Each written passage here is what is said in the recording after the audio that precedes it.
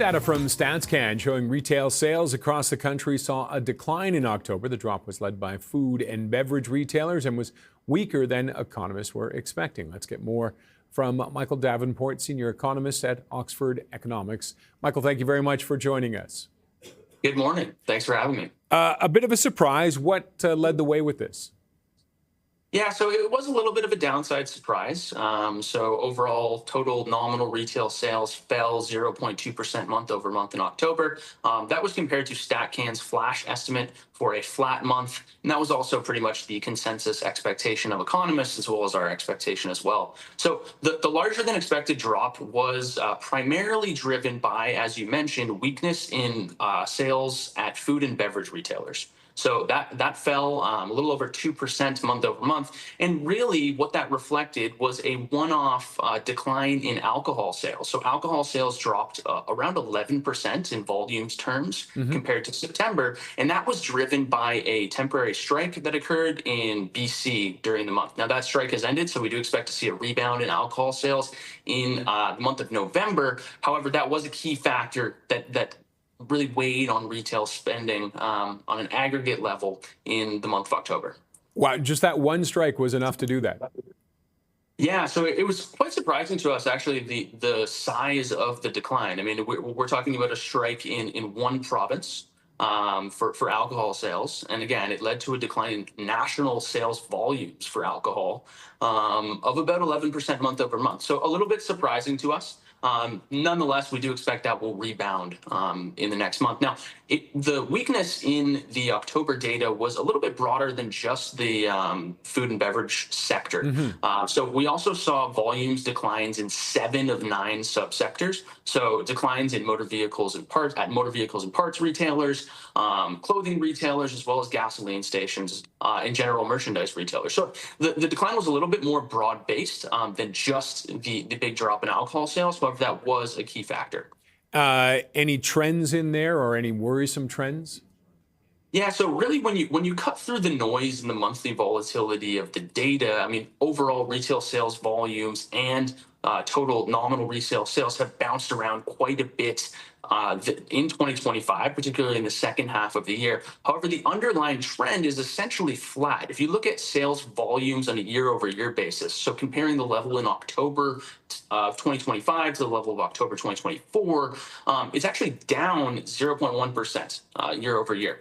So really what we're seeing is this flattening trend in overall retail sales. That's also being reflected in aggregate consumer spending data as well. So in the third quarter, consumer spending on goods and services contracted 0.1% quarter on quarter. And that's a trend that we think is going to continue in the near term. There's a few headwinds for the consumer sector that we think have led to that slowdown so far and will likely persist into 2026, whether it be a shrinking population. We just saw StatsCan publish their data earlier this week for the third quarter of this year, which showed Canada's population actually shrank by about 70,000 people quarter on quarter.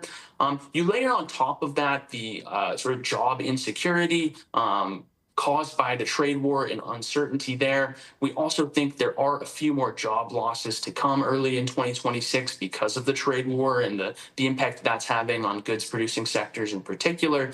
And lastly, we're also likely to see continued pickup in mortgage renewals at higher interest rates from people that took out mortgages in 2021. That a lot of those people that took out 5-year mortgages are going to be renewing those mortgages at much higher rates in 2026. That's going to be another key headwind that continues to weigh on consumer spending as we move through the first half of next year.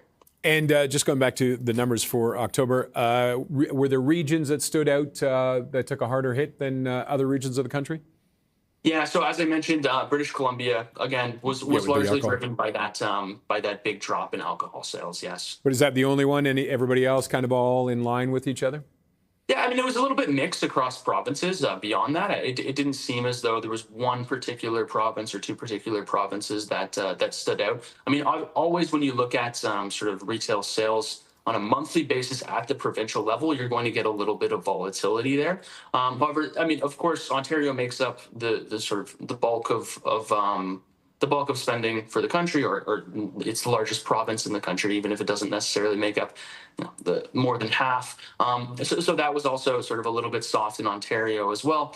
However, yeah, mainly the big provincial trend in the month was, or the big provincial story in the month was that drop in British Columbia driven by the strike. And are we seeing any trend when it comes to the tariffs and impact that's having on everything?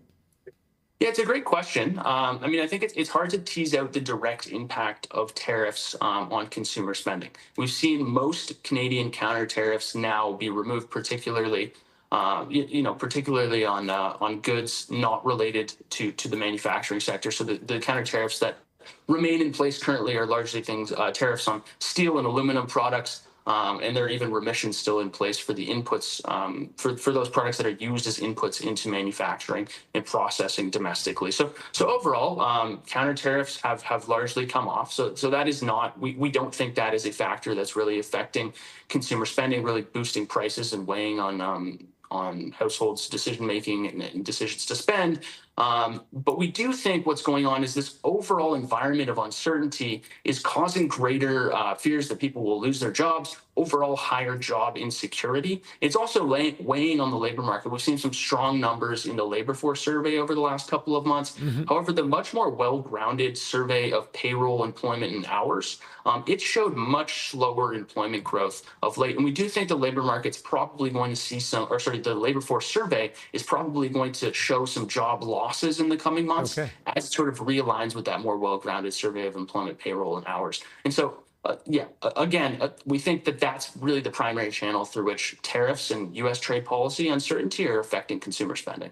Okay, we have to wrap it up there. Michael, thank you very much for joining us. My pleasure. Thanks for having me. Michael Davenport is senior economist at Oxford Economics.